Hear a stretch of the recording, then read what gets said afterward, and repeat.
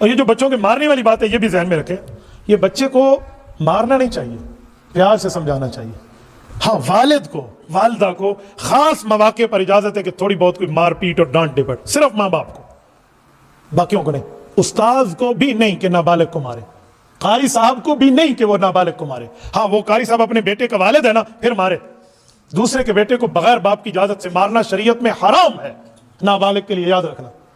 یہ میں بات کیوں کر رہا ہوں؟ لوگ ایک حدیث سنا دیتے ہیں، حدیث پاک میں ہے مروا اولادکم بالصلاۃ وہم ابناء 7 سنین، کہا 7 سال کا بچہ ہو تو حضور نے فرمایا نماز کا حکم کرو، وضربوہم علیہا وہم ابناء 10، 10 سال میں اور نماز نہ پڑھے تو اسے مارو۔ تو میں نے کہا حضور پاک علیہ السلام نے کیسے فرمایا؟ قاری صاحب کو، مفتی صاحب کو، خطیب اور امام صاحب کو؟ کہتے نہیں، ابو کو۔ تو میں نے کہا پھر باپ کی بات اور ہے اور قاری صاحب کی بات اور ہے، تو آپ نے باپ والی بات اٹھا کر ادھر پھینک دی ہے۔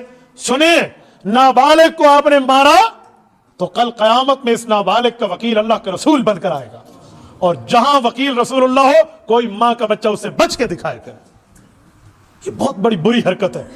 بالغ کو مارا ہے نا تو آپ اسے معافی مانگے نا، ہے بری حرکت، وہ معاف کرنے پہ قادر ہے۔ بالغ معافی پہ قادر ہے، آپ کو معاف کر سکتا ہے چاہے تو۔ نابالغ معاف کرے بھی تو معاف نہیں ہوتا۔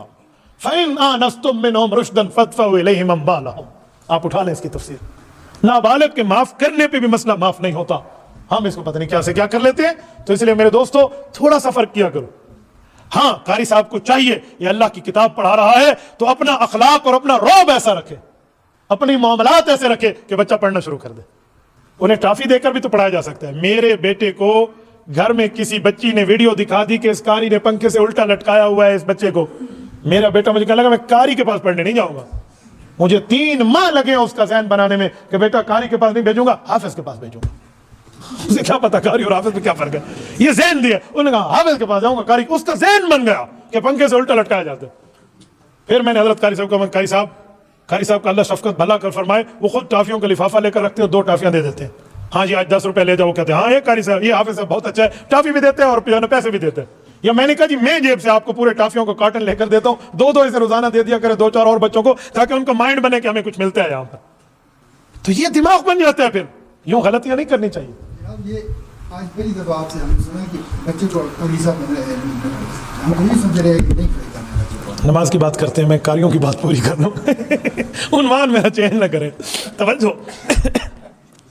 تو بابا مارنے کا کیا مطلب؟ پیار سے بھی تو پڑھایا جا سکتا ہے۔ میں نے یہی بات ایک آدمی سے کہی جو مجھ سے بیعت ہو رہے تھے، عین اس جگہ جسے مدرسہ صاحب صفہ کہتے ہیں، بالکل رسول اللہ صلی اللہ علیہ وسلم کی پشت مبارک کی طرف ہم بیٹھے تھے مسجد نبوی میں۔ تو گھر سے مجھے کہنے لگے کہ حضرت شیخ صاحب اب تو میں نے آپ کی بیعت کر لی ہے، لیکن ایک سوال پوچھوں کہ بچہ حفظ نہیں کرتا اگر اسے مارے نہیں تو؟ میں نے کہا جلب منفعت سے دفع مضرت کے معاملے کے اصول کو سامنے رکھو۔ کہتے ہیں جی سمجھا دیں۔ میں نے کہا علاج سے زیادہ پرہیز بہتر ہے۔ کہتے ہیں جی ہاں۔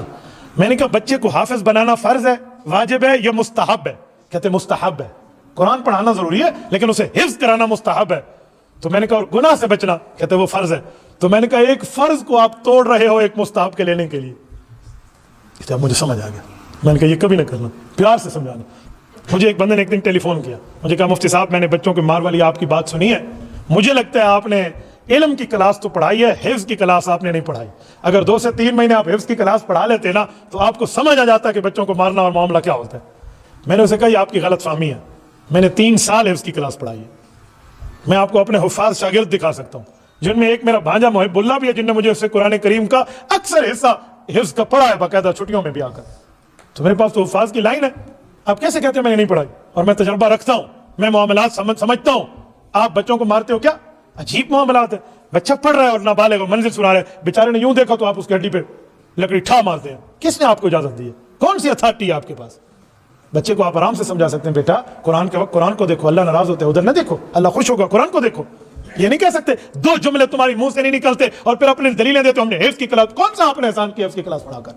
آپ حفظ کی کلاس پڑھائیں یا صحیح بخاری شریف کی کلاس پڑھائیں، آپ شریعت کے احکام کے پابند ہیں، اس لیے کسی قسم کا کوئی اس پر اعتراض نہیں ہے۔